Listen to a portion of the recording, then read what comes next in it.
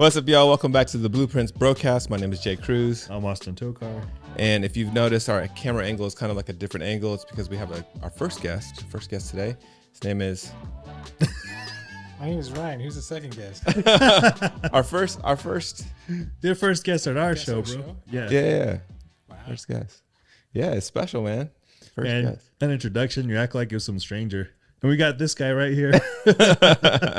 He is the second brother. So it's me, him, Ruben, which you guys will probably see in a couple months, and then Austin. So he's visiting from California.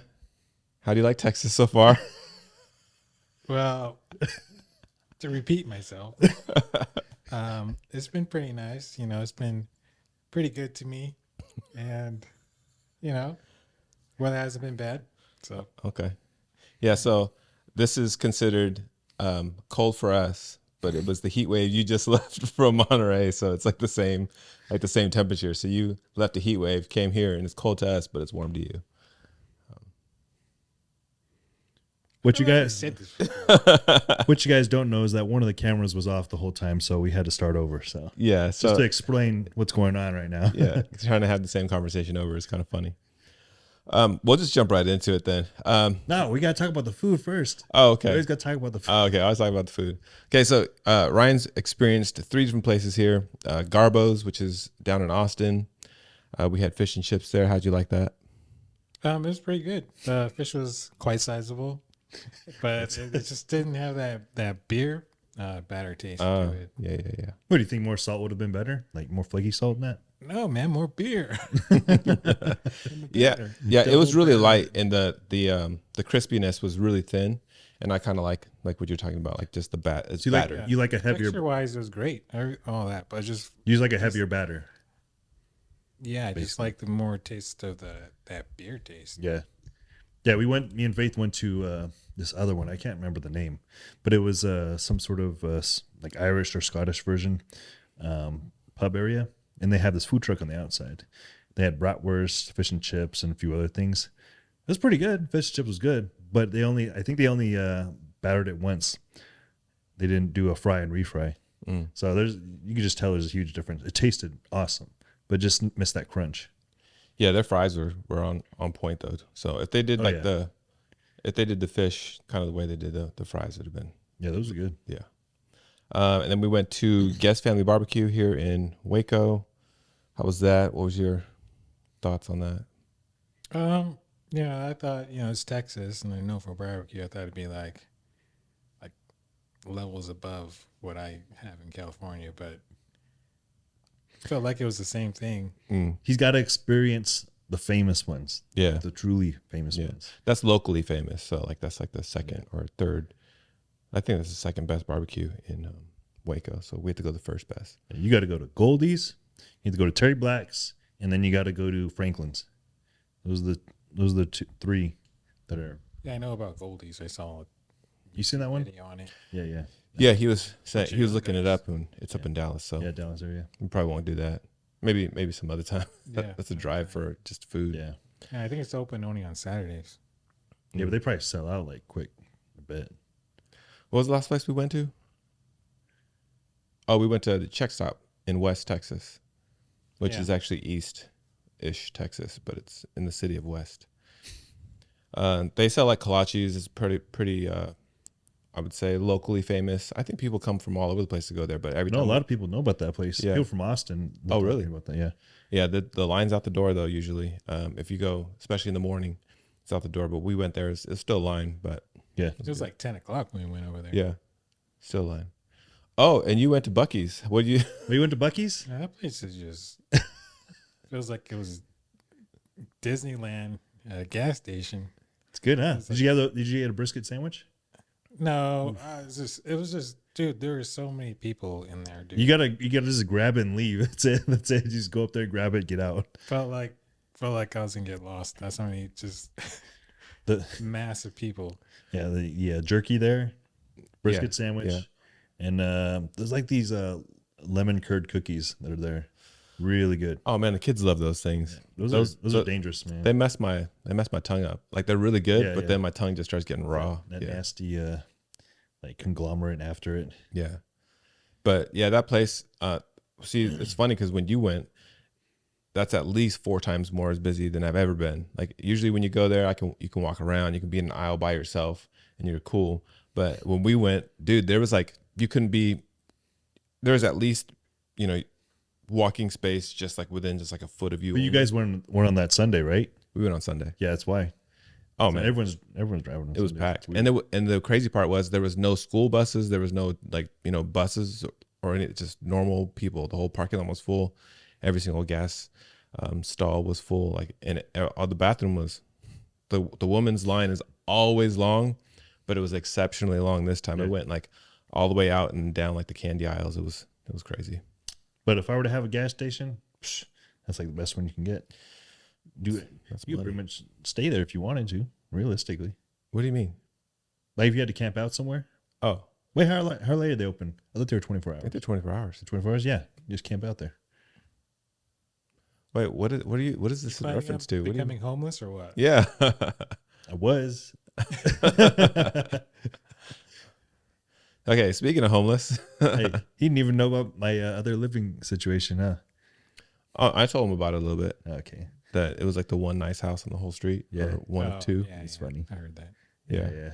This guy came up and was trying to figure out what the address was. He was an Uber or not Uber, No, Uber DoorDash. Eats or Uber Eats, whatever. yeah, one of those two. And he comes up to us and I couldn't hear what he was saying. Austin could, but I couldn't. And he was just trying to ask for the address to the house.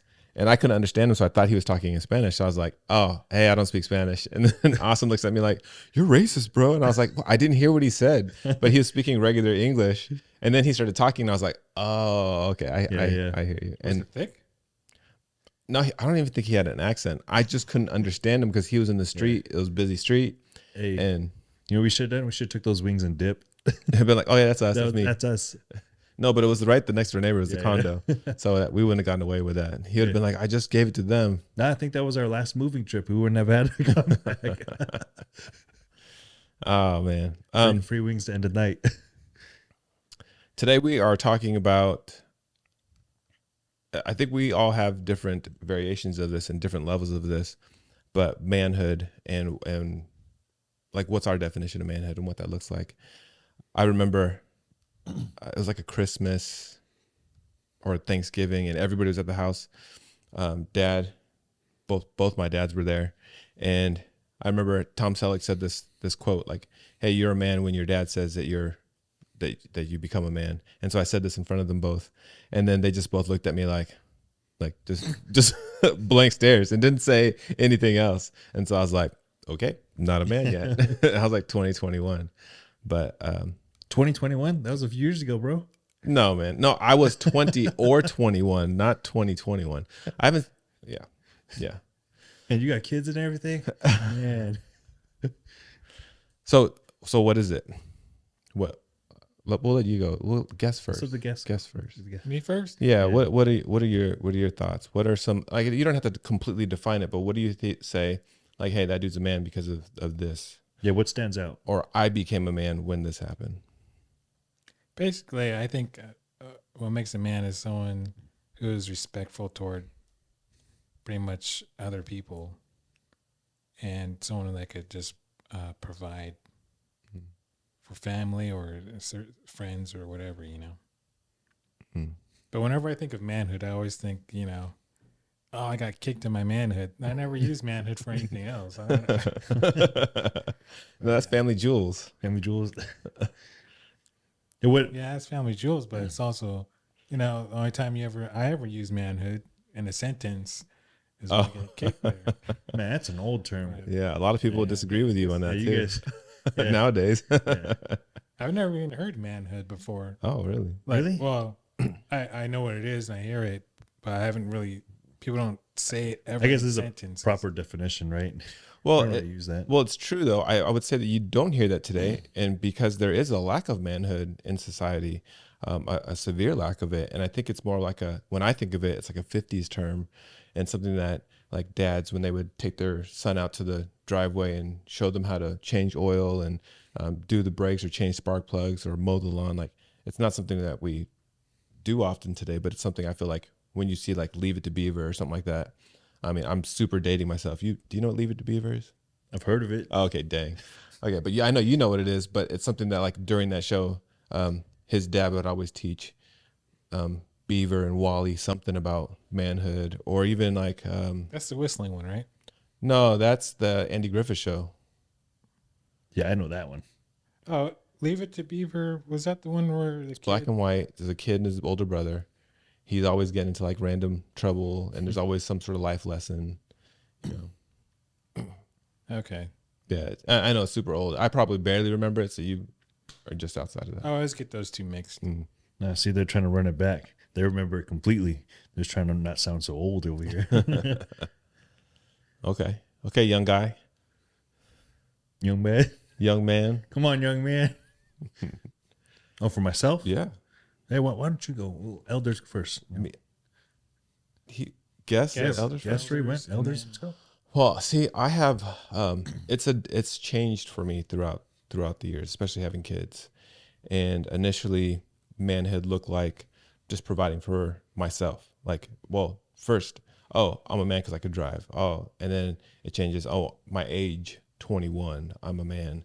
And then it changed again. Okay, life is real. I have to provide for myself. I have to pay bills. I think before I left the house, Dad made me pay like, and they say that I never did this, but started to pay rent. I think it was like maybe $50 or $200 a month or something like that. And so that was the very first thing that like started inspiring me to like, okay, the free ride is over. Yeah. I got to start looking for a place to live. And eventually I had to move out of the area because of bad situations. I had a girlfriend that was not good for me. That's not fair. I was also bad for her. We were not good for each other, so I had to leave. And if you guys know what Monterey, California looks like, or what it's like, if you've lived there your whole life, everybody knows you. You know somebody everywhere you go, and so it was really hard to stay there. So I left. So manhood turned into me as like being on my own initially, and providing for myself and for taking care of myself and like deciding what I do like with my life. And like what you were saying, like, you know, being a provider and all that stuff, that didn't come till later. I think I was, I think once I got married at 22, I want to say 22, 20, I think I was 22. That's when it really started like hitting me that I was responsible for somebody else. And like you kind of what you were saying, being responsible for somebody else, providing for somebody else, that level of like manhood had risen to like now taking care of somebody else. I mean, my answer can be super long, so you guys can jump in at any time, but I'm gonna keep talking. Yeah. Manhood doesn't require you to take care of or be responsible for anybody else. I don't think like it is something that you end up doing because you know that you have to man up. But I think self-control is a mark of manhood. I think a boy will just do whatever he wants to do and not take into consideration the consequences of what he's going to do. Like when I was a kid, I would just steal like gum and candy from the store I would steal whole boxes. Mom and dad don't know, but they listen to the podcast, so they can hear it. But I used to steal whole boxes of like baseball, football, basketball cards from the store. And, you know, now I wouldn't do that because I know there's consequences to that. So I think weighing out the outcome of things and taking responsibility in that sense makes you a man. Because again, a boy gives into his urges and can't say no to them, and just makes just decisions based upon his feels and his emotions. I'm not saying men can't be connected to their emotions. They still should be a little bit, but they're not led by just emotional. Like, I'm upset.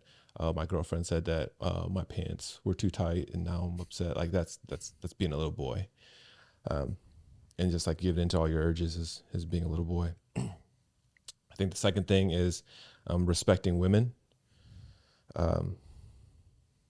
That's a very loaded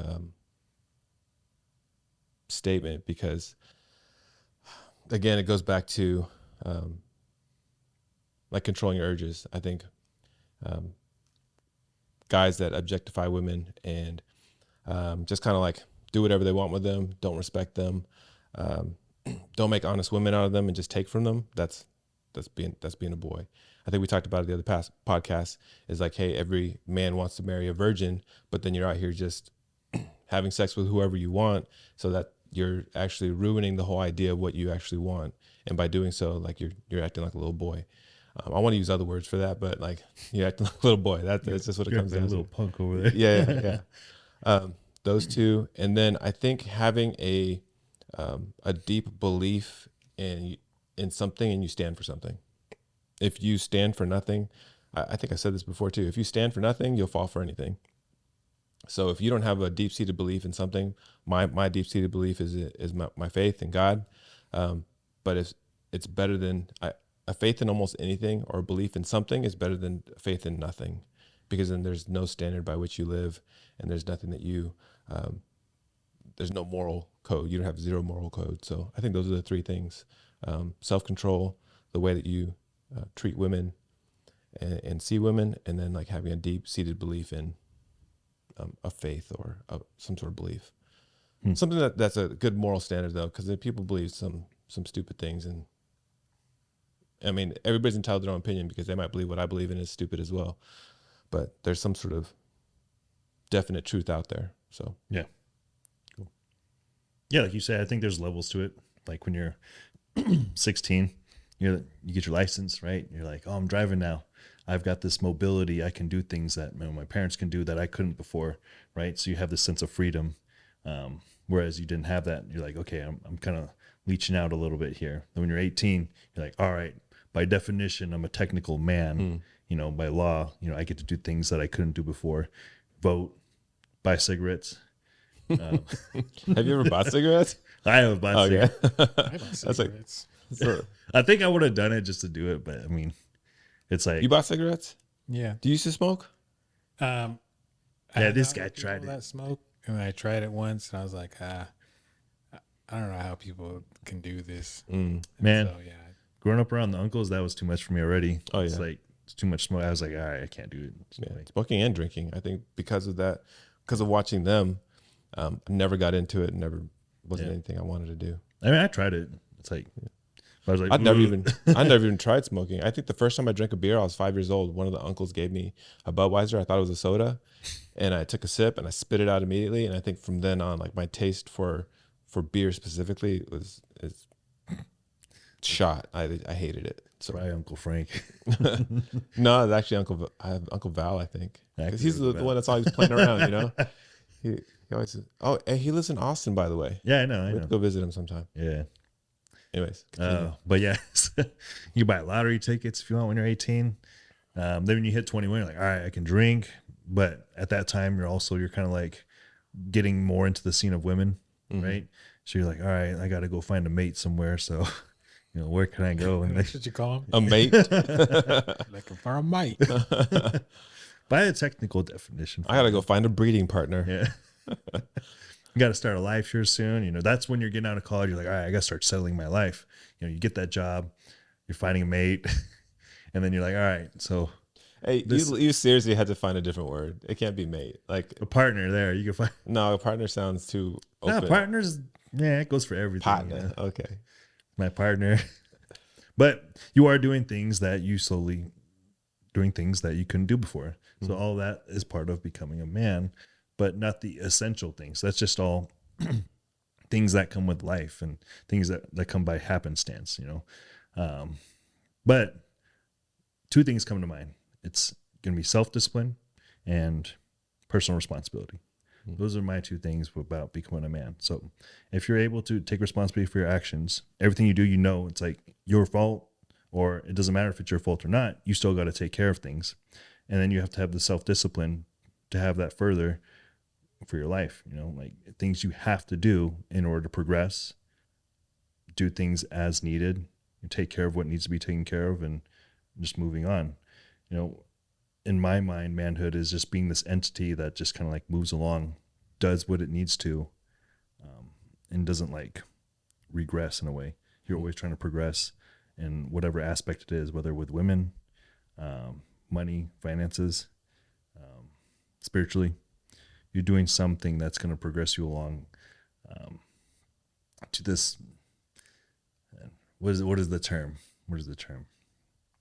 transcending or ascending. Yeah, you're ascending to these new heights. Okay, let me ask a question because both of you guys mentioned one aspect of it is providing. Okay, so let's just say you have your job and you get fired, not for reasons that are your fault, like you just get fired. Oh, let's say they do a bunch of layoffs and all of a sudden you don't have a job anymore. Now you can't provide for your family. Does that take away your manhood? Is this just Hypothetically. It's hypothetical. Because I don't think I can get fired. No. I mean, it's definitely hypothetical. So what was it again? So let's because you guys kind of defined manhood by being able to provide. So let's say you get fired, and then now you have 4 months where it's really hard. You don't have a job. You can't provide. Are you no longer a man for those 4 months until you find another job? Yeah, why do you think guys get depressed from it? They're just like, oh, I'm just sitting home and oh, what am I doing with my life? I'm not a man. That's what people think. That's what I would think. Yeah. I think it definitely removes the feeling of competence, but that's why for me, like I chose my definition of manhood is three things that can't be taken. Like, cause you're a man because you're a man, period. Like even if your job is taken from you, does it mean that you still don't want to do those things? You still want to provide. You're just depressed now because I have no means of income. I get that. If you're homeless, I could see how someone goes in disparity in that sense. What do you think? And well, there's boyish actions and there's mannish actions.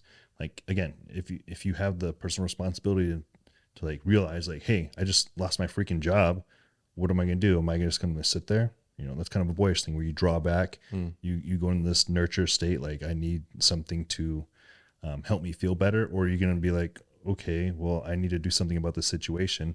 What can I do now that's going to push me further along so I can get either the job back or a new job and then eventually something better in the end? I think it's about the fight or flight deal, right? You're going to pull back, regress, or you're going to push forward and do what needs to be done. Yeah. I think that people, like when they see, like, let's say somebody in a relationship, like you're talking about, oh, let me find my mate. In that scenario, if the woman is somebody that quote unquote wears the pants, does that mean that the man is not the man still, like, does he not have manhood at that point? Well, it depends on your gender role, like what you want to do. Like if you decided like, hey, she's going to take the lead for certain things and I take the lead on other things, while it might seem like maybe she brings in more money, I wouldn't completely say she's wearing the pants. I would just say like, you guys just went a different direction of like, okay, well, that's not, with providing, you're providing in a different aspect, not the financial aspect, right? You're providing other things like for instance, you take a lot of care of a lot of the kids stuff, right? Yeah. I mean, I've always. Yeah. It's just like you guys didn't switch roles completely. You're just taking care of different aspects of what needs to be done.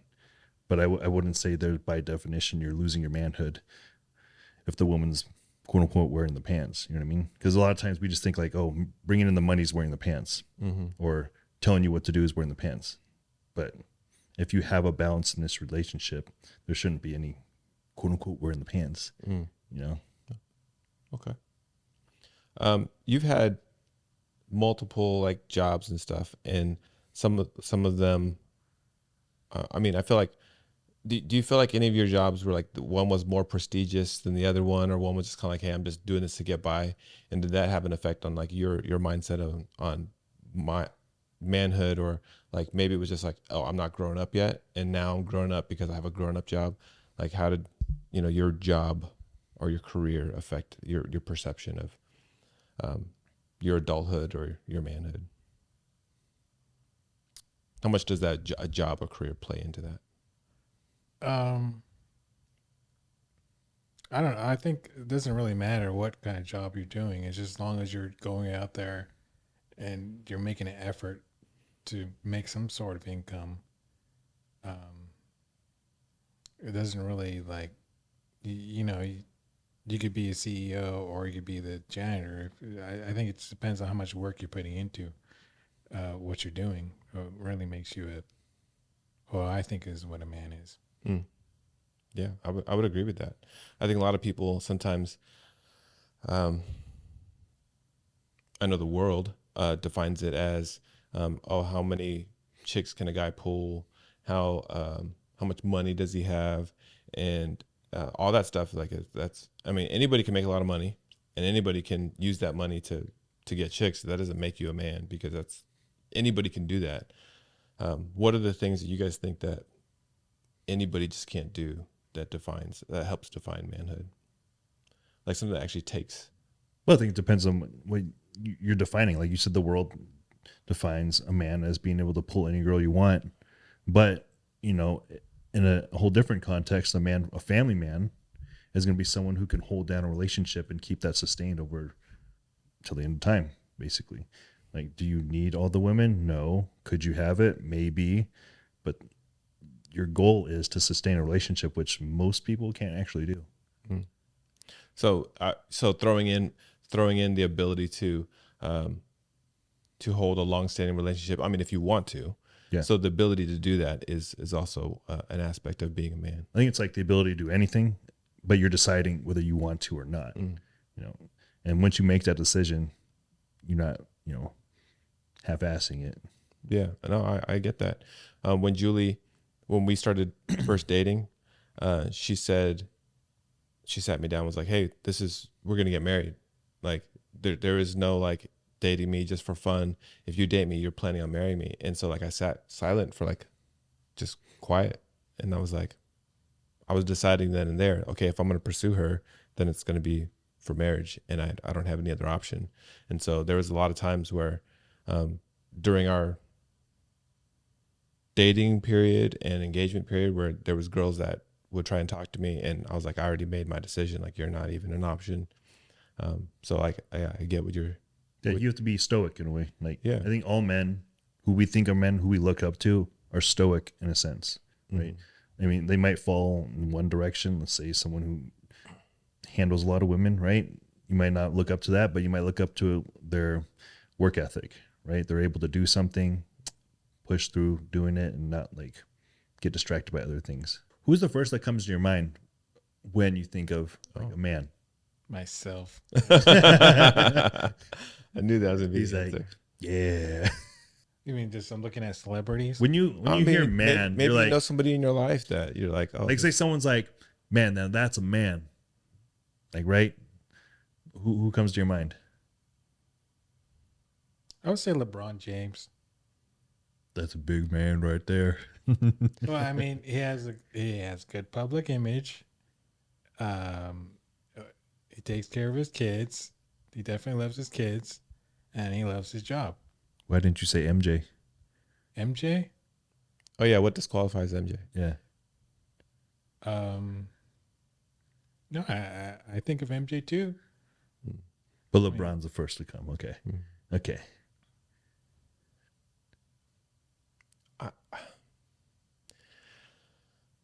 I have a hard time with that like putting any one man in the place where I'm like, oh, this is a man, because I think for me, like I've built a lot of relationship with guys in my life where I felt like I put them on a pedestal, unfortunately, and they've all failed me. So like I've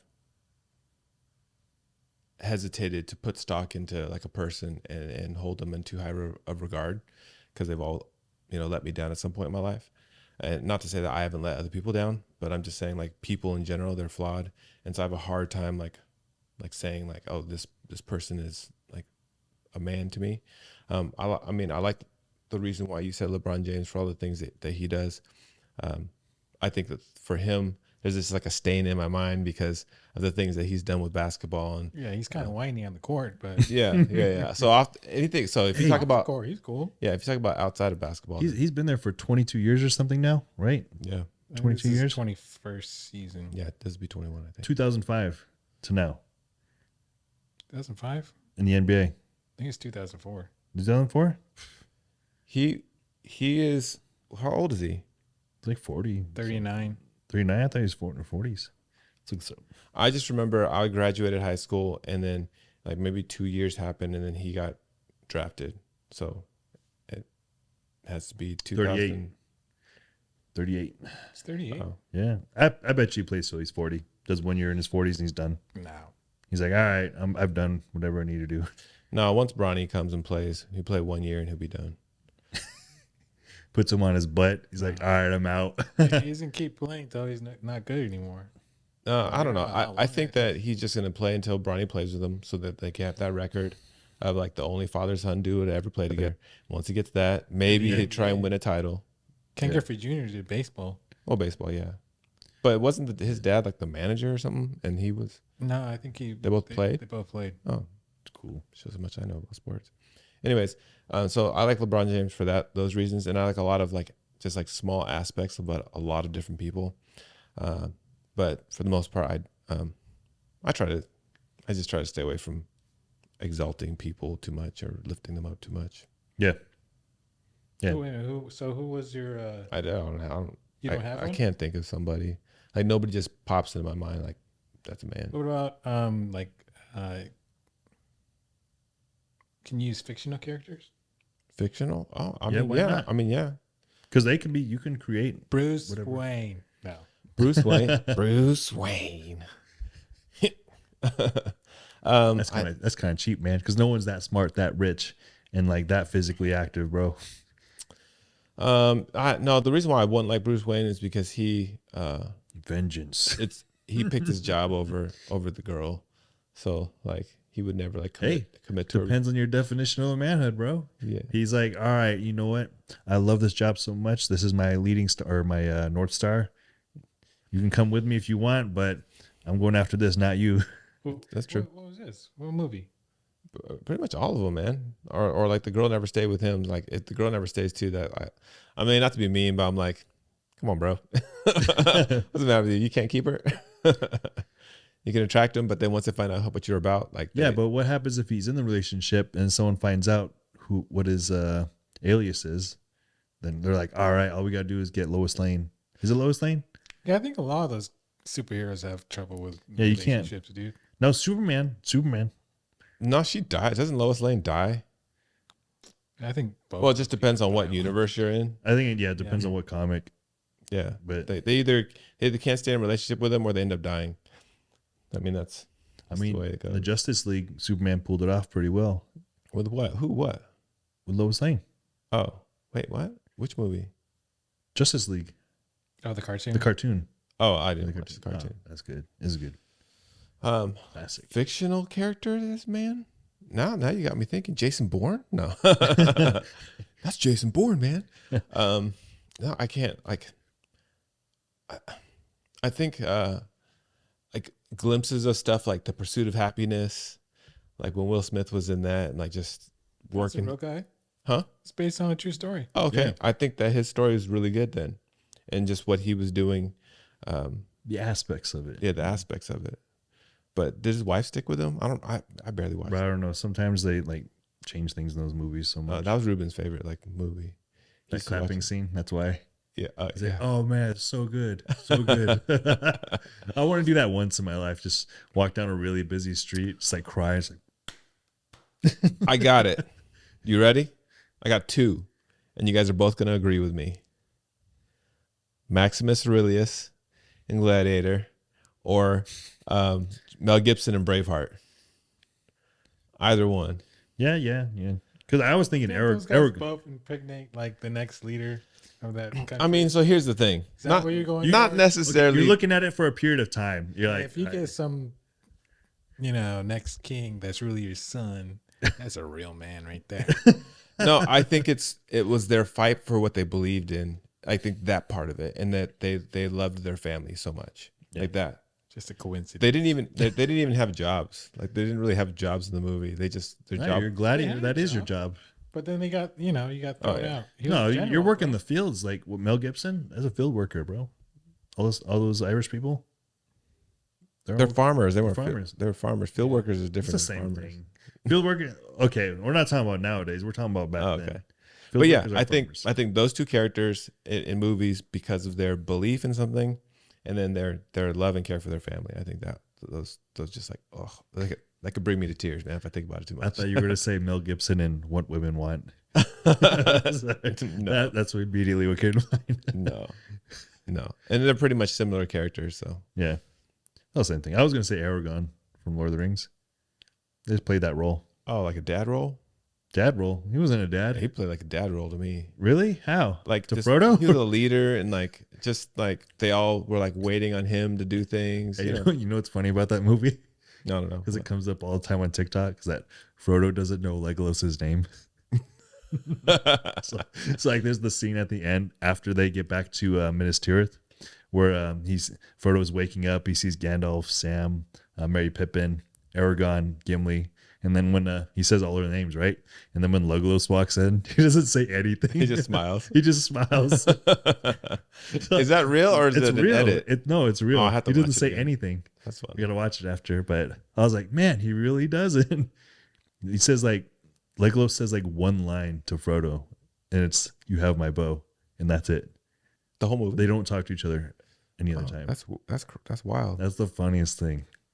I have to pay attention to that. I probably see them, but I don't really like. No, you don't the think about connection. that because you're not thinking about interrelationships between the members. in a movie. It's just funny. You're just like, dang, he doesn't know his name. Okay, so why do you say? What about Aragorn? You say Because he's a leader. Oh. He takes on that role when he has to. Like he didn't want to be, but because people needed him, he forced himself to go down that route. He's like, oh, I never wanted that role. Well, we gotta do something about Mordor over here, so we need someone to lead the people, right? So he takes on that lead role, and doesn't complain. He just makes it happen. He takes up the responsibility, and then when they need to distract Sauron? Yeah, Sauron. I'm not into Lord of the Rings like that. Well, anyways, personal responsibility. There you go. Okay. But dad comes to mind first off, but I think it's like it's to a degree because like there are things that I like in other men too, right? When you're thinking Great. It's good to hear. I'm glad we know this now. it's the fatherly aspect Yeah. for dad. It's just like, all right, see, when I grow up, you're always kind of like, I want to be like dad or whatever it is, like to whatever degree that's up to you. But there's like aspects I'm really proud of, as a son watching him growing up. And I'm like, shoot, that's kind of like what I want to be. So whenever I think of being a dad, I kind of see him, how traits of him that I want to be like when I become a dad, right? There's that aspect. But then there's like different things and other figures that I'm like, all right, that's a man. And whatever that is, it just, it doesn't really, that person doesn't really stick in my head, but it's just like, okay, that's cool. I like that. Cool. Okay, so to wrap it up, what are your 3 points of like, this is manhood? Like if you could bottle it up into 3 points. Oh, just have respect for people, be able to provide, or at least try to provide, make an effort to provide. And there's only 2 for me. Oh, it's just 2? Third one. Okay, what were yours? You had 3. Okay, what were yours? We all had 2. Where were you at? Personal responsibility and self-discipline. Okay. And then mine were respect for women, self-control, and a deep-seated belief in some sort of faith or something. Just women? Huh? Disrespect for women? Well, I respect you. I think that when you're on your journey through manhood, you recognize manhood in someone else. And so that kind of like just, of course you have that. I can't say all of the aspects 100%. Like I do agree with you, respects people, but I don't disagree with you, but those are the 3 things that I think Stand most out the most. But this is the reason why. I think most people, most men at least, they automatically have respect for another man. Like you don't have to develop that. You don't have to build it. And so that's why I say a respect and That's mostly because you're watching other men do things. You're like, Yeah. that's respectable. You're working yeah. and you're trying to provide at least. For women, it's like it's not innate. Whereas you can watch them, it's just something you have to like control yourself Yeah. to be able to do. And respect is in a way as like you're respecting their bodies, their wishes and stuff like that as well. I think it even comes to a greater degree because men, especially in relationships, they like pick at women and say things that really mess them up mentally. Not even like mean, but like you just say things that they take the wrong way, and then you don't go back and correct it because you have so much pride. Like that encompasses that whole like respect of women. It's not just physically; it is the way you talk to them and the way like you protect their mind because. Women aren't necessarily crazy. I think men drive women crazy. There are some women out there, 100% they're crazy. I'm not even going to speak good on them, but they're crazy. But men, We all know. yeah, men will push that even like push the envelope with that and won't go back and apologize or won't go back and say, hey, I didn't mean what I said there. I said this. I can see how you took it like that, but this is what I was trying to say. I'm sorry. Being able to do that. So. No, thanks for the clarification. But I'm just saying that because I feel like you men naturally have a respect for other men. I would hope so. But in today's day and age, I can see how you say, like, there's a lot of kids out there that have zero respect for anybody or anything. So, yeah, I get that. Okay. All right. Yeah. All right. Well, Ryan, thank you for hanging out with us and for being our first guest. Appreciate that. Yeah, thank you for hanging out with us. Thank you for watching and listening. We will have another episode. Ryan will be on the next episode. We're going to take a short break and record the next episode in a second. But thanks for hanging out with us. See you. We will see you in the next podcast.